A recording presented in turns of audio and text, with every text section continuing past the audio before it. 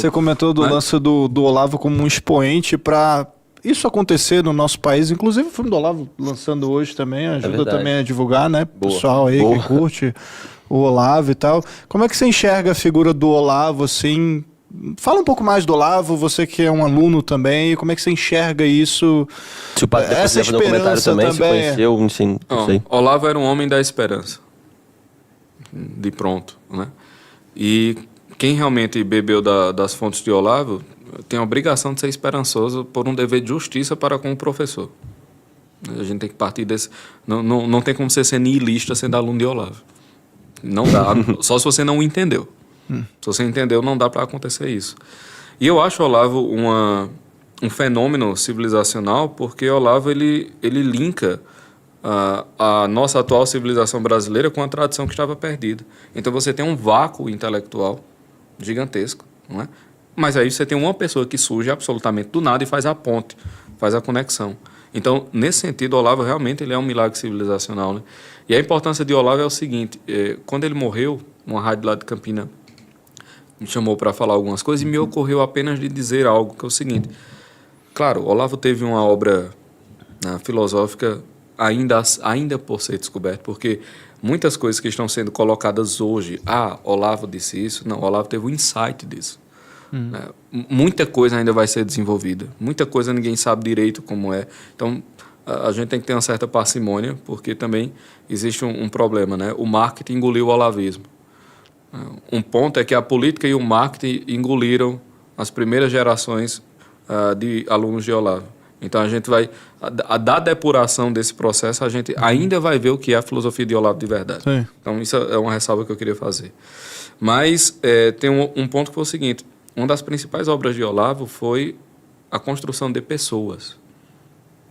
Entendeu? Olavo criou uma geração de pessoas dispostas a deixar-se ser vencidas pela verdade. Deixar-se vencer pela verdade. Isso, para mim, é a maior lição assim, que Olavo me legou. Você não importa. O que importa é a verdade.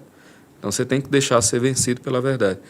Quando você tem um grupo suficiente de pessoas com essa mentalidade, a coisa começa a funcionar. Eu acho que boa parte do legado de Olavo está na constituição de um conjunto de pessoas dispostas à verdade. Sim. Aí, o fenômeno religioso acontece. Pô. Tem um corte muito interessante dele, e rápido, inclusive, que ele comenta, né?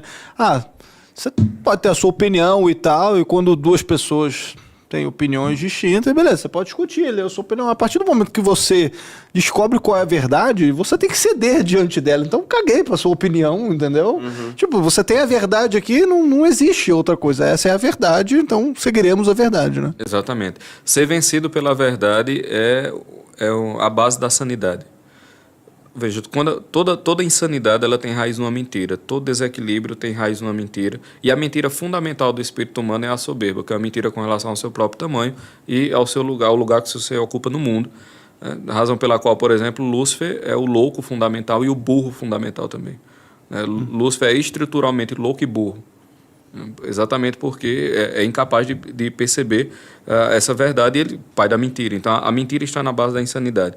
Quando você começa a criar uma cultura de verdade, não no sentido de uma cultura real, mas uma cultura pela verdade, aquele fenômeno... Pela busca, né? A busca, aquele fenômeno da atmosfera, que nós falamos, da atmosfera cultural. Sim. Você não precisa perceber a raiz das ideias para vivê-las. Quando você começa a criar uma cultura de verdade... o fenômeno religioso começa a encontrar um solo fértil. Entendeu? Então, se você cria uma cultura de verdade, meu filho, você joga Santo Agostinho nela. Se você está numa cultura revolucionária, você joga Santo Agostinho, brota Leonardo Boff. Naturalmente, a coisa fica muito complicada. Evapora, né? Não dá. Exatamente. É a semente lançada e sufocada pelos espinhos, pega pelos pássaros, não lança raiz. Então, assim, quando você cria esse ambiente, o fenômeno religioso desponta. E Olavo criou esse ambiente. Daí a importância que eu dou ao fenômeno Olavo dentro da história da civilização brasileira. Né? Que eu digo mais, terá repercussões para além da civilização brasileira. Porque a Grécia de Sócrates não existe mais, mas Sócrates existe. Entendeu? Então, assim... quando uma obra ela é real, profunda, feita por uma personalidade dedicada à verdade, ela sobrevive a tudo que está à sua volta no momento em que ela foi feita. Então, a obra de Olavo permanecerá quando a coisa chamada Brasil não existir mais. Mário Ferreira dos Santos vai existir quando o Brasil não existir mais. Assim como todos os homens da história, quem eram os inimigos de Sócrates, né? Quem eram as pessoas que zombavam de Sócrates? A gente não sabe o nome delas e só sabe, como nota de rodapé, a vida de Sócrates. Então, o que está acontecendo no Brasil agora, eu realmente acredito que vai ter repercussão pelos próximos séculos e, em boa medida, vai moldar a história da humanidade enquanto a humanidade existir. Isso, para mim... Fantástico. Fantástico. É engraçado que, falando do Olavo, muitas coisas falavam de... Não estou comparando um com o outro, né? Claro que o Sócrates é Sócrates, mas... Porque o Sócrates, sei lá, tinha uma seita e corrompia a juventude. Aí fala a coisa mesmo com o Olavo. O Olavo tem uma seita e corrompe a juventude, sabe? É engraçado esse paralelo. O do Bolsonaro, terraplanista. Não, mas, de fato, Olavo é um fenômeno socrático. Sim, não, eu não estou duvidando disso, não. Eu estou concordando. Não, eu sei, mas assim, ele é um fenômeno de tipo socrático, realmente. E com todo mundo aconteceu isso, né? Sim. Padre, você chegou a conhecer o Olavo? Conheci. Tive bastante contato com a Roxane. Olha, que fantástico, não sabia. Etc. Sim. Assim, eu acho que para entender essa figura, a gente precisa discernir duas dimensões. Uma coisa é o Olavo no debate público. No Facebook. O Olavo no Facebook, etc. E outra coisa é o Olavo filósofo. E quando a gente diz o Olavo filósofo, por mais que a academia estribuche, não tem como você não dizer que ele não desenvolveu uma filosofia mesmo. Quer dizer, ele não é apenas autor de uma filosofia que tem traços, que tem contribuições muito originais, em diálogo com toda a tradição filosófica, mas a pedra de toque da filosofia dele, que é simples, né? Só a inteligência, a consciência individual é capaz de conhecer. Só. Então, essa ideia que é a base de todo o pensamento filosófico dele, na verdade, foi o grande legado, porque o que está acontecendo no nosso país? A oficialidade está profundamente incomodada com a autoria da população. Fantástico. Nós estamos vivendo um momento histórico, é muito curioso, né? O Raimundo Fauro dizia que a história do Brasil é a história de um povo tentando se libertar de uma elite pequena e onipotente. E ele chamava isso de a Revolução Brasileira, né?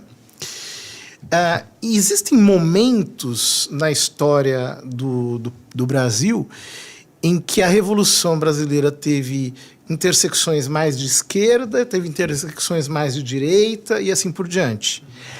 Mas nós agora temos um momento novo nisso que a gente chama de Revolução Brasileira, que é um povo que não apenas está entendendo, mas está tendo a coragem de dizer o que está vendo com seus próprios olhos. Então, aqui nós temos efetivamente a colaboração desse homem, desse filósofo, que, digamos assim, devolveu às pessoas a capacidade de tentarem pensar por si mesmas, para além das viseiras, digamos assim, da oficialidade. Agora, é curiosíssimo que essa libertação cognitiva, e até essa poderíamos, entre aspas, dizer, revolução cognitiva, se dê a despeito da esquerda, que sempre se imaginou tão libertadora, né? Uhum. Mas que, por uma série de movimentações históricas, acabou se tornando essa elite aí, contra a qual o povo inteiro se insurge. Então, todo o absolutismo que nós vimos nos últimos meses, todas as manobras, tudo isso que nós todos estamos entendendo. Uhum. O povo está entendendo tudo. Tudo. Tá tudo explícito, né? Tá tudo muito explícito. As pessoas estão entendendo e elas sabem que é apenas mais do mesmo. Que atrapassa e, sobretudo, o desespero de um potentado, de uma potestade, né? Das instituições, né? Das organizações. Do estamento, como um todo, está nu.